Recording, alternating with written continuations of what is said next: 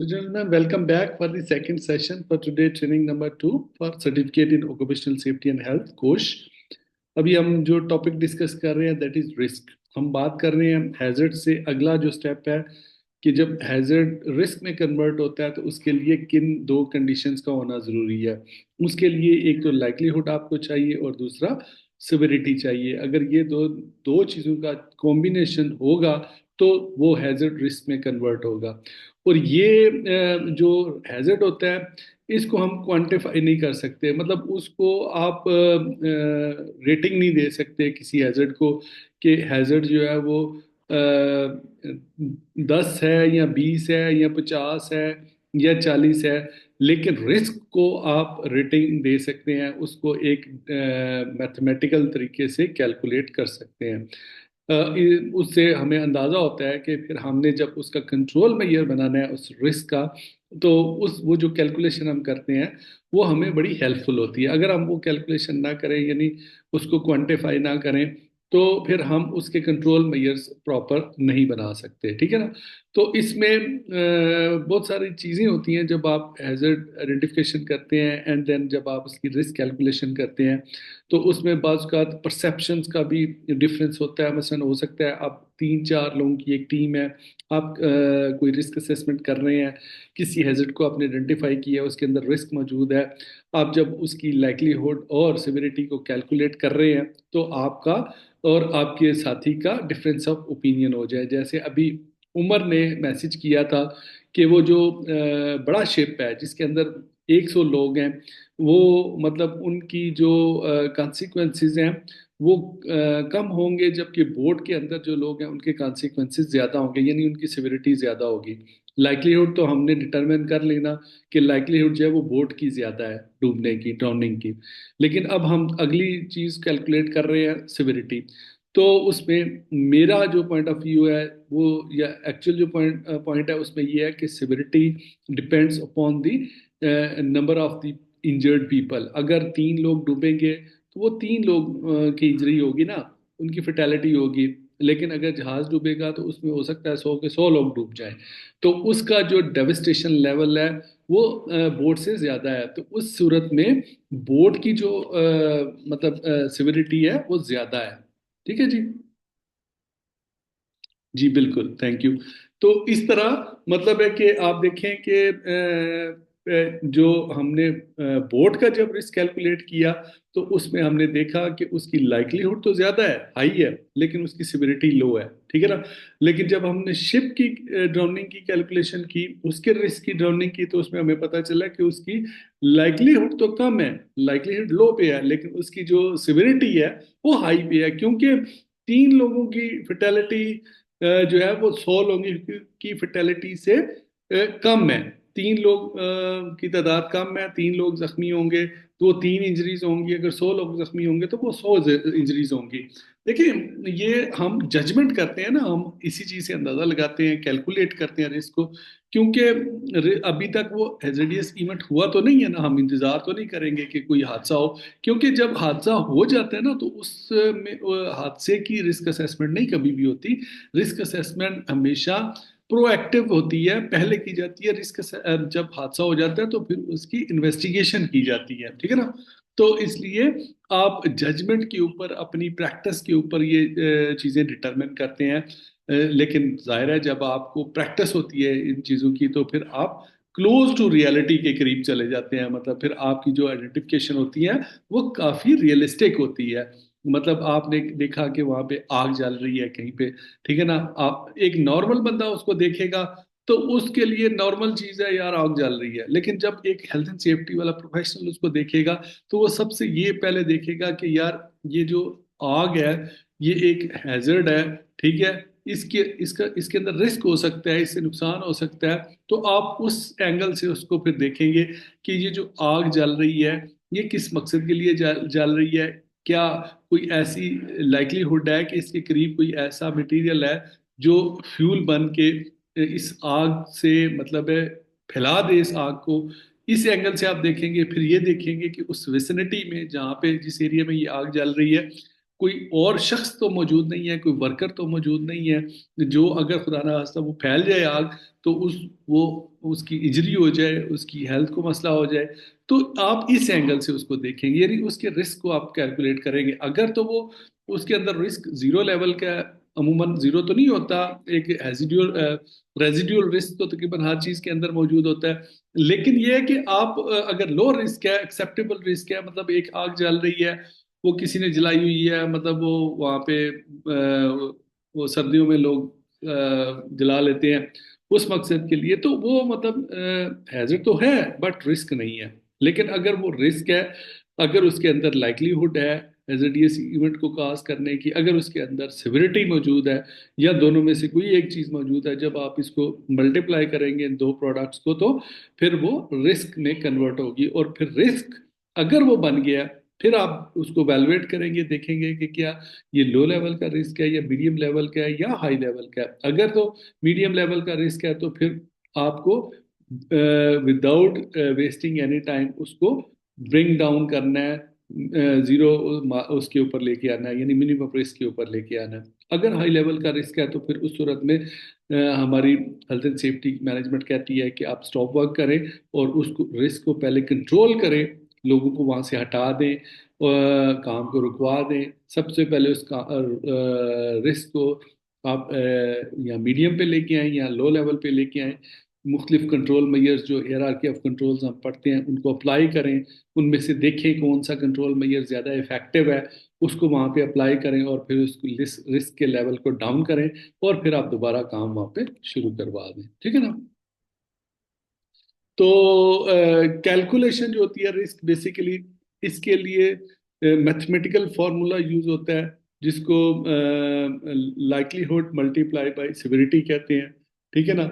Likelihood को आप L से डिनोट कर लेते हैं, ठीक है, सिविरिटी को या कॉन्सिक्वेंस को आप सी कह सकते हैं या एस कह सकते हैं।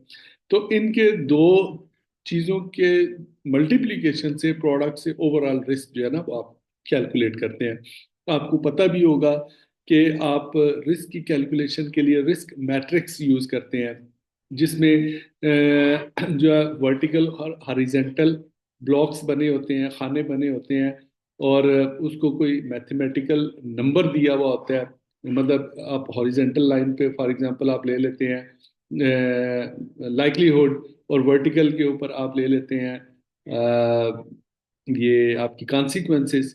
तो आप उनको नंबरों से डिनोट कर देते हैं कि अगर एक लाइकलीहुड है, तो अगर दो होगी तो क्या होगा, तीन होगी क्या होगा, चार होगी, पांच होगी। मतलब ये आपके थ्री लेवल का मैट्रिक्स भी यूज होता है, फाइव लेवल का मैट्रिक्स भी यूज होता है, और उससे भी ऊपर जो मैट्रिक्स हैं वो यूज होते हैं, जिनके थ्रू आप रिस्क की कैलकुलेशन करते हैं। वैसे मैं आपको एक रिस्क कैलकुलेशन का एक बड़ा अच्छा फॉर्मूला बताऊंगा, एक बड़ा अच्छा तरीका, फॉर्मूला नहीं बल्कि तरीका बताऊंगा, जिससे आप किसी भी लेवल की रिस्क कैलकुलेशन अपनी ऑर्गेनाइजेशन के अंदर कर रहे हैं, कर सकते हैं। और मेरा ख्याल है अभी वो मैंने आपको बता देना चाहिए। अच्छा, ये टाइप्स ऑफ द रिस्क हम बाद में डिस्कस कर लेते हैं।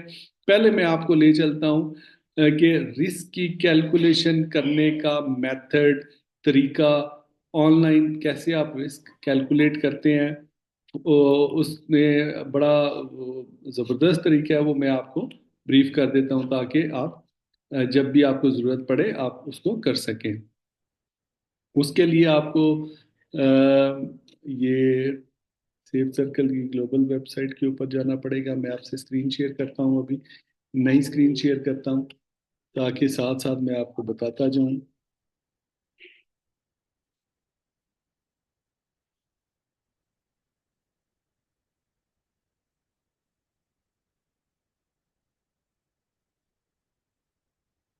हैजर्ड की भी हमने थोड़ी प्रैक्टिस की है, इसकी भी कर लेते हैं, ताकि आप इसको ज़रा हाँ, अच्छा, ये सेफ सर्कल ग्लोबल की वेबसाइट है, इसमें आप अगर ब्लॉग के अंदर आ जाएं, अभी डिस्प्ले हो रही है आपको नई स्क्रीन जो मैंने शो की है? ये मुझे काइंडली थोड़ा सा फीडबैक दे दें। ये the best safety device is a well trained employ, ये वाला पेज आपके पास ओपन हो रहा है? जी sir, okay, thank you, thank you. तो ब्लॉग वाले पेज के ऊपर हम आ गए, इसको आप नीचे आ जाएं। मैं आपको बताता हूँ कि यहाँ पे आप रिस्क कैलकुलेशन के लिए यहाँ पे मैंने एक टूल प्रोवाइड किया हुआ है, जिससे आप किसी भी किस्म की रिस्क कैलकुलेशन, ये हैजर्ड आइडेंटिफिकेशन का ओशा का टूल भी मौजूद है, इसके ऊपर भी आप प्रैक्टिस कर सकते हैं। और ये है रिस्क असेसमेंट टूल, इसको आप क्लिक करेंगे, ठीक है, तो आप उस टूल के ऊपर चले जाएंगे। ये है बेसिकली एक रिस्क कैलकुलेशन का ऑनलाइन टूल, जो कि आप उसको यूज कर सकते हैं। अब देखें इसमें जैसे कि हमें पता है कि रिस्क के लिए तीन चीजें होती हैं। सबसे पहले तो हैजर्ड होता है, जिसके अंदर पोटेंशियल होती है काज हार्म करने की, क्योंकि जब तक कोई है चीज हैजर्ड नहीं होगी वो रिस्क नहीं बनेगी। हर जो है ना वो रिस्क, वो हैजर्ड जरूर होता है, लेकिन हर हैजर्ड जो है वो जरूरी नहीं होता कि वो रिस्क हो। तो सबसे पहले तो आपने आइडेंटिफाई करना है कि हैजर्ड कौन सा है। मिसाल के तौर पे यहाँ पे आपने देखा है, आप एक टीम के साथ जा रहे हैं, आपने देखा है आपके आपके लोग वर्क एट हाइट कर रहे हैं, ऊंचाई के ऊपर काम कर रहे हैं, ठीक है ना। तो आप ये कैलकुलेट करना चाहते हैं कि वर्क एट हाइट के अंदर जो रिस्क है वो कितना है, वर्क एट हाइट, ये आपका हैजर्ड हो गया। अब आप जब आप उसकी लाइक्लीहुड आइडेंटिफाई करना चाहते हैं, तो ये उसका मैट्रिक्स बना हुआ है, यहाँ पे ऑटोमेटिक बना हुआ है, ठीक है ना। आप ये जजमेंट करते हैं कि वर्क एट हाइट के ऊपर 3 या 4 लोग काम कर रहे हैं या 5 लोग काम कर रहे हैं। अब उनके जो गिरने की लाइक्लीहुड है वो क्या है। अब इसमें 3 मेन कैटेगरीज हैं, और उसके बाद हर एक मेन कैटेगरी की आगे 3 सब कैटेगरीज हैं। अब आपने जजमेंट करनी है कि अगर एक वर्क एट हाइट पे काम हो रहा है और उसके साथ स्पोर्ट है, मतलब उसका साथ गार्ड लगे हुए हैं, उसके बैरियर्स लगे हुए हैं, उनने हार्नेस पहनी हुई है, तो इसका मतलब है उस सूरत में लाइक्लीहुड क्या होगी, लाइक्लीहुड इम्पॉसिबल हो सकती है। रेयर रेयर में से कोई आप एक ऑप्शन सेलेक्ट कर सकते हैं, अनलाइकली, रिमोट या इम्पॉसिबल। इन्होंने 3 सब कैटेगराइज किए हुए हैं मजीद आसानी के लिए। लेकिन अगर फर्ज करें वहां पे फार्नेस यूज हो रहा है, लेकिन वहां पे प्रोटेक्शन नहीं है साइड के ऊपर, ठीक है ना, तो उस सूरत में आपकी लाइक्लीहुड क्या हो सकती है गिरने की, वो ओकेजनल में हो सकती है। ये जो मेन कैटेगरी है उसमें इन तीनों में से कोई एक आप सिलेक्ट कर सकते हैं depending upon the your judgement, जब आप उसको रिस्क को देख रहे हैं, उस हैजर्ड को देख रहे हैं, ठीक है ना। तो आप कहते हैं जी कि इसमें जो लाइक्लीहुड है इसकी पॉसिबल है, ठीक है, पॉसिबल की आपने एक जजमेंट दे ली अपने आप को। उसके बाद आप देखते हैं सिविरिटी, मसलन अगर बंदा वहां से गिरता है, अगर तो हाइट 10 फीट की है, तो नीचे जमीन अगर कच्ची है, ठीक है, मट्टी वाली जमीन है, घास फूस है, तो उसमें उसकी सिविरिटी के चांसेस क्या होंगे, कम होंगे, ठीक है। लेकिन अगर वो 50 फीट की हाइट है, 100 फीट की हाइट है, और नीचे मतलब है कि सख्त जमीन है, ठीक है, हेलमेट भी नहीं पहना हुआ उस बंदे ने, खुदा न खास्ता अगर वहां से वो गिर जाता है, तो नीचे उसकी डेथ हो सकती है, फर्टेलिटी हो सकती है। यानी उस सूरत में आप एक्सट्रीम वाली कैटेगरी ले सकते हैं डिपेंडिंग अपॉन योर। आप देखें, ये तो कैलकुलेशन आपने खुद करनी है वहां पे, जब आप इसको असेस कर रहे होंगे कि इनमें से कौन सी सिचुएशन फिट बैठती है। मिसाल के तौर पे इंजरी फेटल है, आप कहते हैं जी कि 50 फीट के ऊपर हाइट बकेट हाइट हो रहा है, उसकी लाइकलीहुड पॉसिबल है कि बंदा गिर सकता है क्योंकि उसने हार्नेस नहीं पहनी हुई, और उसकी सिविरिटी फैटल है, अगर वो गिर गया तो उसकी डेथ हो सकती है, ठीक है, मिसाल के तौर पे। ये आपने यहाँ पे कैटेगरी सिलेक्ट कर ली। अब जब आप इसको कैलकुलेट करेंगे तो आपके सामने ये देखें इसका रिस्क लेवल आ जाएगा। ये रिस्क लेवल क्या है, ये टोटल इन्होंने 10 पॉइंट्स रखे हुए हैं, 10 में से ये कैलकुलेट करते हैं depending upon your choice of the categories of the likelihood and severity, ठीक है ना। अब यहाँ पे जब हमने इसको कैलकुलेट किया कि हमारी जो वर्क एट हाइट का हैजर्ड है, उसके अंदर जो लाइकलीहुड है वो पॉसिबल कैटेगरी में फॉल करता है, और उसकी सिविरिटी जो है वो फैटल है। इस सूरत में क्या होगा, ये रिस्क होगा वेरी हाई, क्योंकि इसको 6.22 मार्क्स जो है, पॉइंट्स जो है वो मिले हैं इस कैलकुलेटर के अंदर, इस टूल से, कैलकुलेशन से, ठीक है ना। तो इस तरह फिर आपको अंदाजा हो जाता है कि ये वाला जो रिस्क है, ये जो हैजर्ड के अंदर रिस्क है, ये फैटल है, मतलब ये हाई है, इसको फौरी तौर पे कंट्रोल करने की जरूरत है, ठीक है जी। अब आप एक और कर लेते हैं मिसाल के तौर पे। हैजर्ड है आपका स्लिपरी सरफेस, स्लिपरी।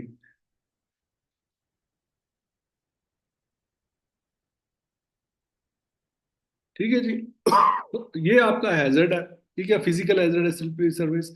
अब आप जब उस जगह की रिस्क असेसमेंट कर रहे हैं जहाँ पे ये स्लिपरी सरफेस आपको नजर आ गई, अब आप उसकी लाइकलीहुड को कैलकुलेट करेंगे।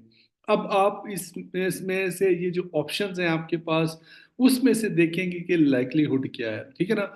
अगर तो पानी बहुत ज्यादा गिरा हुआ है, ठीक है ना, और उसके अंदर कोई चकनाई है, ठीक है ना, और वहां पे मतलब है कि वो ऐसी जगह पे है जहाँ पे लोगों का आना जाना भी है, तो उस सूरत में क्या होगा कि वो जो हैजर्ड है वो नोन हो सकता है, लाइकली हो सकता है, फ्रीक्वेंट में हो सकता है। मैं जैसे फ्रीक्वेंट कैटेगरी में से ये जो मेन कैटेगरी है, आप उसमें देखें पहले कि उनमें से कौन सा पॉसिबल ऑप्शन है।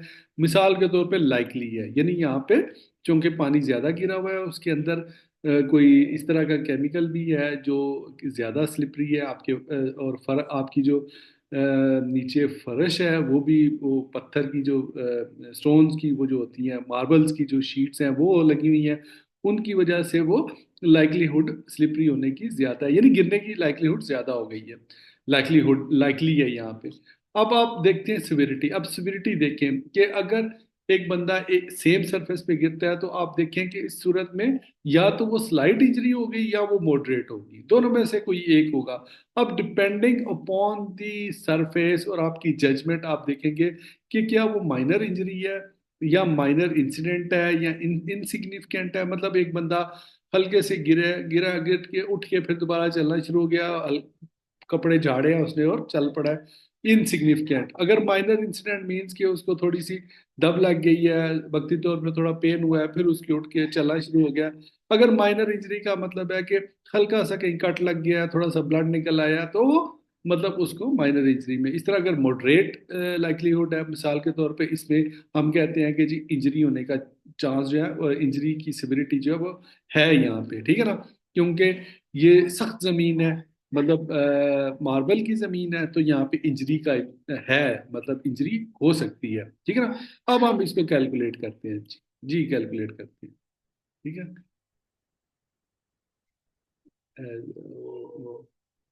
हाँ, ये लाइक्लीहुड आ गई ना।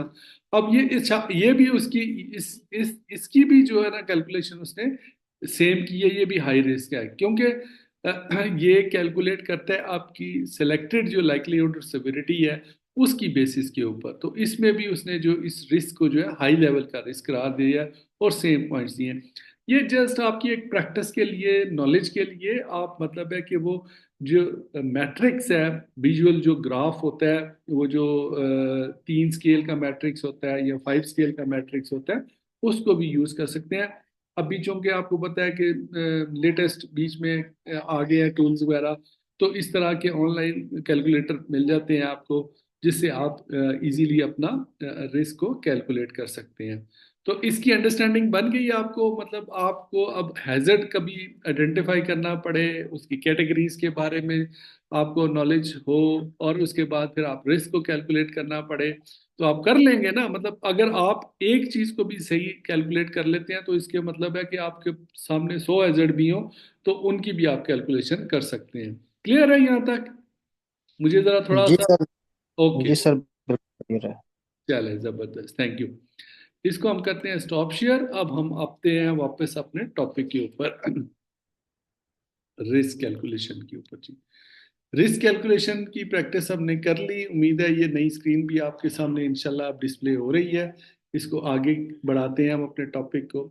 अब अगर हम बात कर लें। सर एक मिनट सर, ये जो कैलकुलेटर आपने अभी बताया ये हमें ऑनलाइन मिल जाएगा ना, कहीं से भी हम इसको एक्सेस कर सकते हैं हाँ या बिल्कुल। इस। नहीं नहीं, बिल्कुल, आप बिल्कुल एक्सेस कर सकते हैं। जैसे मैंने आपको बताया ना, वो मेरी जो वेबसाइट है सेफ सर्कल ग्लोबल के नाम से, मैं आपको जी जी जी जी। उसमें चैट में भी भेज देता हूँ। जी ठीक है सर।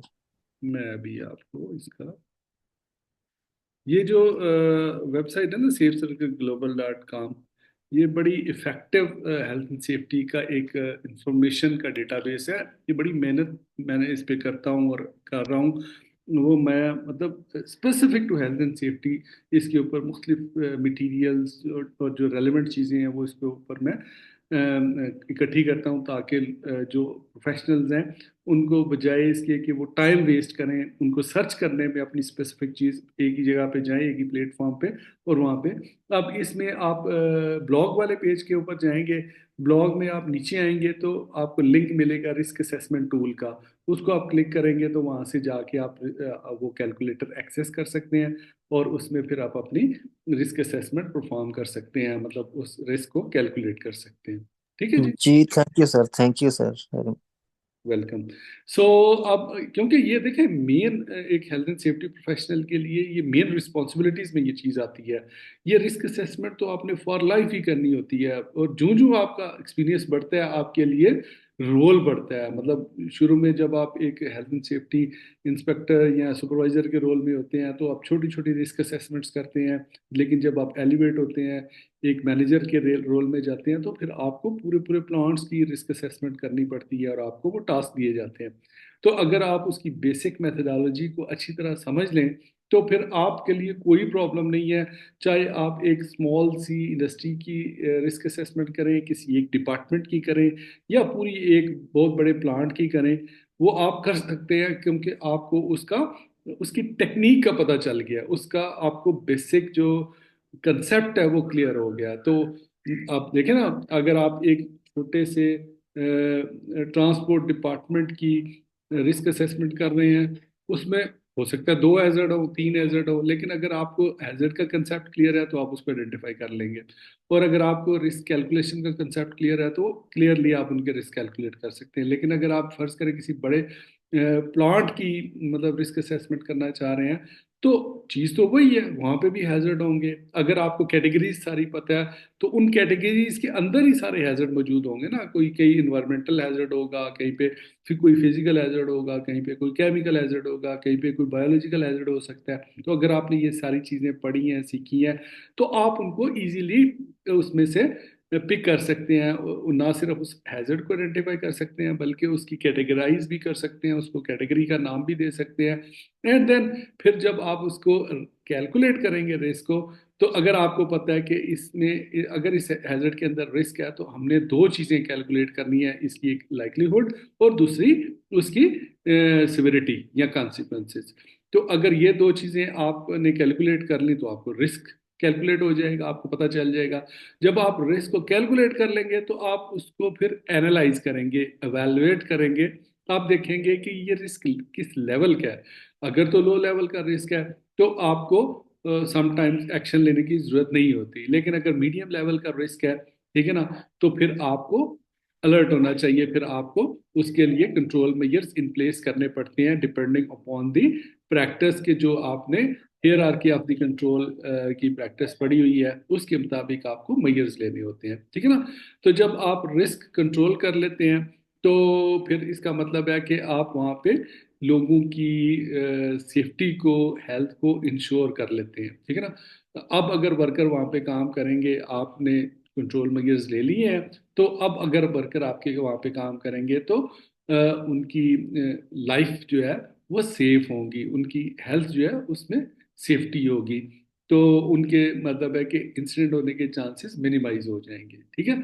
तो ये होता है प्रिवेंशन, इसको कहते हैं हेल्थ एंड सेफ्टी प्रिवेंशन, जो कि आप as a health and safety professional करते हैं। तो अगर हम बात कर लें डिफरेंट किस्म के जो रिस्क होते हैं हमारी ऑर्गेनाइजेशंस को, एक तो होते हैं स्ट्रेटेजिक रिस्क होते हैं। स्ट्रेटेजिक रिस्क क्या होते हैं कि एक ऑर्गेनाइजेशन है, ठीक है, उसमें ये स्ट्रेटेजिक लेवल वो होता है जो आपके टॉप मैनेजमेंट लेवल होता है। ठीक है ना। और इसमें जो मुमालिक का ओवरऑल बिजनेस इन्वायरमेंट है उसके फैक्टर्स होते हैं। मसलन अगर फर्ज करें कि किसी मुल्क में जल्जला आ गया, खुदा ना खास्ता, ठीक है ना, अब तो उस सूरत में वो जो रिस्क है वो कैटास्ट्रॉफिक होगा, उससे कॉन्सिक्वेंसेस भी बड़े कैटास्ट्रॉफिक होंगे। तो इस तरह के जो बड़े लेवल के रिस्क होते हैं इनको हम स्ट्रेटेजिक रिस्क कहते हैं। ठीक है। तो इसके अलावा आपके ऑपरेशनल रिस्क होते हैं। ऑपरेशनल रिस्क क्या होते हैं? जब आप अपने काम कर रहे होते हैं अपनी ऑर्गेनाइजेशन के अंदर, जो मुस्लिम मशीनरी काम कर रही है, प्रोसेसेस काम कर रहे हैं, प्रोडक्शन हो रही है, गाड़ियां चल रही हैं, कहीं क्रशिंग हो रही है, कहीं पे ग्राइंडिंग हो रही है, कहीं पे वेल्डिंग हो रही है, ये जो काम हो रहे होते हैं इनको हम ऑपरेशंस कहते हैं या प्रोसेसेस कहते हैं, ठीक है ना। अब इनसे रिस्क जनरेट होते हैं। जैसे वेल्डिंग हो रही है तो वेल्डिंग के रिस्क होंगे, इसी तरह अगर कटिंग हो रही है उसका रिस्क होगा, अगर वहाँ पे कोई इमिशन हो रहा है, मतलब ट्रांसपोर्ट से कोई आपके एग्जॉस्ट इमिशंस हो रहे हैं गाड़ियों से, तो उसका अपना रिस्क होगा, ठीक है ना। ये ऑपरेशनल रिस्क हमें हमें फेस करने पड़ते हैं ऑर्गेनाइजेशंस के अंदर। इसके अलावा फाइनेंशियल रिस्क होते हैं। आपको पता है कि फाइनेंशियल रिस्क जो तकरीबन तमाम ऑर्गेनाइजेशंस को होते हैं, कभी आपका जो है वो प्राइसेस बढ़ गई हैं, कभी कम हो गई हैं, कभी आपकी जो प्रोडक्शन कास्ट है वो बढ़ गई है, आपका प्रॉफिट कम हो गया है, कभी आपको लॉस हो गया है, इस तरह का कोई और फाइनेंशियल, तो फाइनेंस को भी रिस्क आपके होते हैं। कंप्लाइंस रिस्क भी होते हैं। कंप्लाइंस रिस्क मीन्स के अगर गवर्नमेंट के कोई रूल्स एंड रेगुलेशन आपके ऑर्गेनाइजेशन के ऊपर अप्लाई होते हैं, ठीक है ना, या इंटरनल आपने कोई मैनेजमेंट सिस्टम इम्प्लीमेंट किया हुआ है और उसके स्टैंडर्ड्स को आपने मीट करना है। कोई भी मिसाल के तौर पे आप कहते हैं जी कि हमने जी वर्क एट हाइट वाला जो प्रोसेस है हमारी कंपनी में हो रहा है, उसके लिए हमने ओशा का स्टैंडर्ड फॉलो करना है, तो फिर वो कंप्लाइंस में आ जाएगा। अगर आपने ये आपकी मैनेजमेंट ने ये डिसाइड कर लिया कि वो वाला स्टैंडर्ड फॉलो होना है, तो फिर आपका ये काम होगा कि आप उसको कंप्लाई करें। कंप्लाई मीन्स कि जो स्टैंडर्ड में लिखा हुआ है उसके मुताबिक आप इंश्योर करें कि आपकी साइट के ऊपर वैसे ही काम हो। अगर उसके मुताबिक नहीं होता तो दैट मीन्स कि you are not compliant to that standard, ठीक है ना। मसलन वहाँ पे अगर लिखा हुआ है कि जी आपके ऑर्गेनाइजेशन के अंदर जो नॉइज लेवल है वो मैक्सिमम 85 डेसिबल होना चाहिए, डीबी, जो स्टैंडर्ड है ओशा का, ठीक है ना। लेकिन अगर आपकी कंपनी के अंदर अगर आपने डिसाइड कर लिया, आपकी मैनेजमेंट ने, जी हमने ओशा का नॉइज का स्टैंडर्ड फॉलो करना है, ठीक है ना, तो अगर वहाँ पे 90 डेसिबल नॉइज है, अगर आपने उसकी कैलकुलेशन की है, तो इसका मतलब है आप नॉन कंप्लाइंट है। तो आपको कंप्लाई होना चाहिए, मतलब अपने उस स्टैंडर्ड के अंदर रहना चाहिए। तो अगर ये इसको कहते हैं कंप्लायंस रिस्क, ठीक है। इसी तरह टेक्नोलॉजिकल रिस्क भी आपको फेस करने पड़ते हैं। टेक्नोलॉजिकल रिस्क क्या होते हैं? जैसे आप देखें ना, जूं जूं इवॉल्व होती है टेक्नोलॉजी, जूं जूं जिद्दत आती है मशीनों के अंदर, वर्क प्रोसेसेस के अंदर, नई नई टेक्नोलॉजीज आती हैं, तो उनके अपने रिस्क मौजूद होते हैं। अब जैसे मिसाल के तौर पे आजकल जो ज़्यादा बहस चल रही है वो ये जो जनरेटिव एआई है, आर्टिफिशियल इंटेलिजेंस, जो मतलब आपको एक ऐसे रिपोर्ट्स बना के देती है जो ह्यूमन लाइक वर्क करते हैं, ठीक है ना। अब उसकी अपनी अफादियत भी है, लेकिन उसके साथ उसके रिस्क भी है कि अगर वो मशीन्स आपके कंट्रोल से आउट हो जाए, अगर ह्यूमन कंट्रोल वहां से खत्म हो जाए, तो वो तबाही के लिए भी इस्तेमाल हो सकती हैं। मतलब वो एक वॉर मशीन के तौर पे भी वो टेक्नोलॉजी यूज होती है। और आपको पता है ये जितनी भी मतलब लड़ाइयाँ हैं, जंगें हैं, ये मतलब जितना आर्म्स एंड एम्यूनिशन है, टेक्नोलॉजी की बेस के ऊपर बना होता है ना। तो टेक्नोलॉजी इटसेल्फ इसके साथ अपने रिस्क होते हैं, जिनको कंट्रोल करना हेल्थ एंड सेफ्टी के जो प्रोफेशनल्स हैं उनकी मेन रिस्पॉन्सिबिलिटी में ये चीज़ आती है। इन्वायरमेंटल रिस्क की हमने बात कर ली। एक तो होता है कि आपकी साइट इन्वायरमेंट का रिस्क, ठीक है ना, साइट स्पेसिफिक। एक होता है जनरल इन्वायरमेंट। जनरल इन्वायरमेंट में जिसको हम कहते हैं global warming. Global warming means कि अगर आपके पूरे कंट्री का, आपकी सिटी का इन्वायरमेंट ऐसा हो गया, मतलब लाहौर है, पाकिस्तान का डिस्ट्रिक्ट जो है, पंजाब का कैपिटल, वहाँ पे अगर स्मोक हो गई है, तो इसका मतलब है कि वो जो इन्वायरमेंटल रिस्क है वो जनरल इन्वायरमेंटल रिस्क है। वहाँ पे जितनी इंडस्ट्रीज होंगी सबको फेस करना पड़ेगा, ठीक है ना।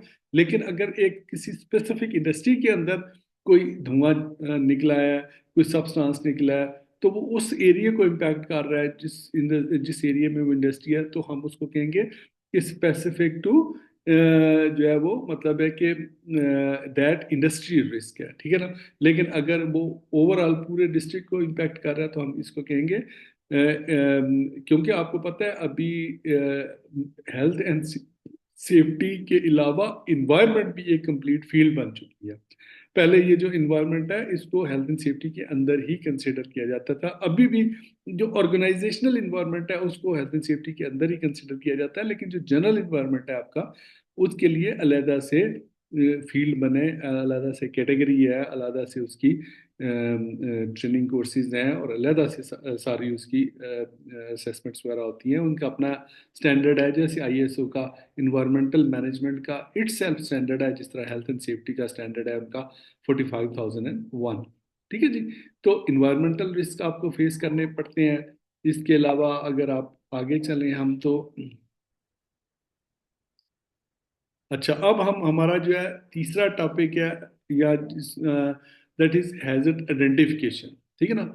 हैजर्ड की बात कर ली हमने, और हैजर्ड से रिस्क कैसे जनरेट होते हैं, उनकी डिफरेंट कैटेगरीज हैजर्ड्स की डिस्कस की। और उसके बाद फिर हमने रिस्क को कैलकुलेट करने का तरीका देखा, उसका फॉर्मूला देखा, और उसके बाद फिर हमने डिफरेंट जो टाइप्स ऑफ रिस्क हैं उनकी हमने डिटेल से बात की। अब हम बात करते हैं आइडेंटिफिकेशन ऑफ द हैजर्ड्स, जो कि बड़ा एक इम्पोर्टेंट पॉइंट है किसी भी हेल्थ एंड सेफ्टी प्रोफेशनल के लिए। अगर वो उसके अंदर ये स्किल मौजूद है, उसको पता है मेथड्स का कि हम रिस्क जो हैजर्ड आइडेंटिफिकेशन है वो कितने तरीकों से कर सकते हैं, तो फिर अगला मरला उसके लिए ज़्यादा आसान हो जाता है, यानी रिस्क असेसमेंट का। तो hazard identification is part of the process used to evaluate if any situation, item, thing, etc. may have the potential to cause harm. ठीक है। The term often used to describe the full process is risk assessment. Identified hazards and risk factors that have the potential to cause harm, इसको हम hazard identification कहते हैं। Analyze and evaluate the risk associated with that hazard, इसको हम risk analysis कहते हैं, risk evaluation भी कहते हैं। ठीक है ना। Determine opportunities, determine appropriate ways to eliminate the, ये तो पूरा प्रोसेस हो गया ना हैजर्ड आइडेंटिफिकेशन, जिसको हम रिस्क असेसमेंट का प्रोसेस कहते हैं, जिसमें सबसे पहला स्टेप होता है आइडेंटिफिकेशन ऑफ द हैजर्ड्स। तो overall the goal of the hazard identification is to find and record possible hazard that may be present in your work place. It may help to work as a team and include both people familiar with the work area as well as the people who are not. This way you have both the experienced and fresh eyes to conduct the inspection. ठीक है जी। मतलब इसमें आप जब आपको इन techniques का पता हो हैजर्ड आइडेंटिफिकेशन की, तो फिर आपका अगर आप एक्सपीरियंसड हैं, आपके साथ नॉन एक्सपीरियंस पर्सन है, तो वो भी एक्सपीरियंस गेन करेगा, वो भी अपनी जजमेंट बनाएगा डिपेंडिंग अपॉन द नॉलेज। तो आपको टेक्निक्स का पता होना चाहिए हैजर्ड आइडेंटिफिकेशन, या ये डिफरेंट किस्म के जो टेक्निक्स यूज होती हैं हमारे यहाँ जो हेल्थ एंड सेफ्टी में, जिससे हम हैजर्ड आइडेंटिफिकेशन करते हैं। मिसाल के तौर पे वॉक थ्रू है, ऑब्जर्वेशन जिसको कहते हैं, मतलब आप एक पूरा विजिट करते हैं अपनी कंपनी का, या उस डिपार्टमेंट का, या उस एरिया का जिसकी आपने रिस्क असेसमेंट करनी है। क्योंकि 5 स्टेप रिस्क असेसमेंट का जो प्रोसेस होता है, उसमें जो सबसे पहला स्टेप होता है वो होता ही हैजर्ड आइडेंटिफिकेशन का। तो वॉक थ्रू या ऑब्जर्वेशन के थ्रू आप आइडेंटिफाइड कर सकते हैं हैजर्ड। उसके बाद इंस्पेक्शंस थ्रू चेकलिस्ट के थ्रू जो आप इंस्पेक्शंस करते हैं, मसलन आपका कोई सुपरवाइजर गया है किसी डिपार्टमेंट के अंदर, उसने आपने उसको एक टास्क लगाया हुआ है कि डेली तुमने जाना है डिपार्टमेंट के अंदर, जाके ये चेकलिस्ट जो है ये फिल करनी है, अगर इसके मुताबिक काम हो रहा है तो टिक करना है, नहीं हो रहा तो क्रॉस करना है। वो जो इंस्पेक्शन रिपोर्ट्स होती हैं जो आपके पास आती हैं, वो जो जो करने वाला होता है तो उसने तो अपना काम करना है, लेकिन एनालिसिस करना आपका काम है। आप ये देखते हैं कि यार एक जो वो मसलसल क्रॉस वाला ऑप्शन आपके सामने आ रहा है, इसका मतलब है यहाँ पे कोई रिस्क है, यहाँ पे कोई हैजर्ड है, तो उसको फिर डिटेल से एनालाइज करना फिर आपकी ड्यूटी में शामिल हो जाता है। सेफ्टी डेटा शीट्स के थ्रू आप केमिकल हैजर्ड्स को आइडेंटिफाई कर सकते हैं। जॉब सेफ्टी एनालिसिस जिस तरह आपकी रिस्क असेसमेंट की टेक्निक है, इसी तरह जॉब सेफ्टी एनालिसिस भी एक पूरा प्रोसीजर है, जो कि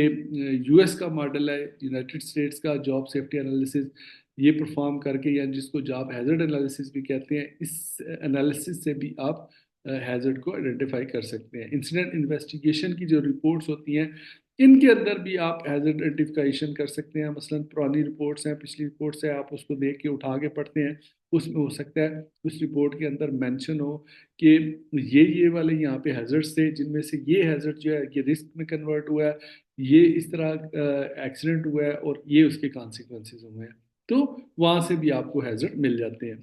सेफ्टी ऑडिट्स जो आपके क्वार्टरली या 6 मंथली या इवन के एनुअल जो ऑडिट्स होते हैं आपके ऑर्गेनाइजेशन के, उन ऑडिट्स के अंदर भी उन जो आइडेंटिफाइड हैजर्ड्स होते हैं उनको वहाँ पे लिखा जाता है रिपोर्ट्स के अंदर, वहाँ से भी आपको हैजर्ड्स की डिटेल मिल जाती है। इम्प्लॉय सर्वे, मतलब आप अगर अपने वर्कर्स का सर्वे करते हैं, मतलब उनसे कोई सवाल पूछते हैं, मिसाल के तौर पे आप चाहते हैं जी कि हमें पता चले कि क्या यहाँ पे हीट का हैजर्ड मौजूद है या नहीं है। एक तो आपकी ऑब्जर्वेशन हो जाएगी, आपकी अपनी जजमेंट हो जाएगी। दूसरा, आपने अपने वर्कर्स से आप क्वेश्चन करते हैं, उनसे पूछते हैं, उनसे सर्वे करते हैं, तो वो आपको एक्चुअल बताते हैं कि सर जिस वक्त अभी आप खड़े हैं, अभी तो यहाँ पे टेम्परेचर इतना नहीं है, लेकिन फलां टाइम पे यहाँ पे टेम्परेचर बहुत ज़्यादा हो जाता है। तो दैट मीन्स के उस सर्वे से आपको पता चलेगा कि किस टाइम पे किस लेवल का हैजर्ड वहाँ पे मौजूद होता है। रिस्क असेसमेंट की जो रिपोर्ट हम बनाते हैं उनके अंदर भी हम हैजर्ड चूंकि आइडेंटिफाई करते हैं, तो उससे भी हैजर्ड आइडेंटिफाई हो जाते हैं। यानी पुरानी जो रिस्क असेसमेंट रिपोर्ट्स होती हैं उनसे भी आप देख सकते हैं कि यहाँ पे किस किस्म के हैजर्ड मौजूद है। इसके अलावा predictive analytics using data from the past incident industry trends, मतलब इससे भी आप प्रोडिक्शन की एनालिसिस से भी आप हैजर्ड आइडेंटिफाई कर सकते हैं। और उसके अलावा पास्ट इंसिडेंट रिपोर्ट्स होती हैं या इंडस्ट्री ट्रेंड्स होते हैं, जो उनसे भी आप हैजर्ड आइडेंटिफिकेशन कर सकते हैं।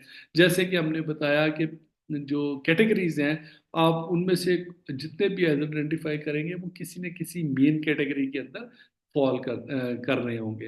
बेसिकली जो कैटेगरीज बनाई गई हैं वो इसी मकसद के लिए बनाई गई हैं ताकि आपको उसको डिफ्रेंशिएट करने में आसानी हो। आपको मजीद उस पर जब आपने उसको कैलकुलेट करना है उसके रिस्क को, तो फिर आपको आसानी हो ये किस कैटेगरी से रिलेटेड हैजर्ड है, ठीक है ना। मेन कैटेगरी हो गई, उसके बाद उसको हैजर्ड को आइडेंटिफाई कर लिया, फिर उसका रिस्क कैलकुलेट करने का फॉर्मूला लगा कर आपने उसको रिस्क कैलकुलेट कर लिया, ठीक है ना। उसके बाद पार्ट थर्ड आ जाता है हमारे prioritising and risk ranking analysis and evaluation method for identified hazards, ठीक है जी। अब पहले हमने हैजर्ड आइडेंटिफाई कर लिए, रिस्क के बारे में जान लिया, फिर हैजर्ड आइडेंटिफिकेशन की टेक्निक्स को जान लिया।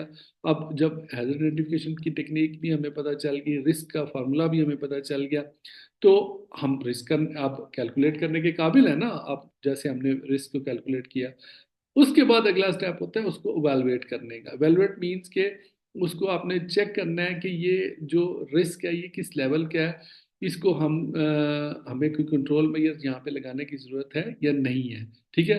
ये आपने डिसाइड तो उसकी सिविरिटी और उसकी रिस्क लेवल के ऊपर बेस करके करना है ना।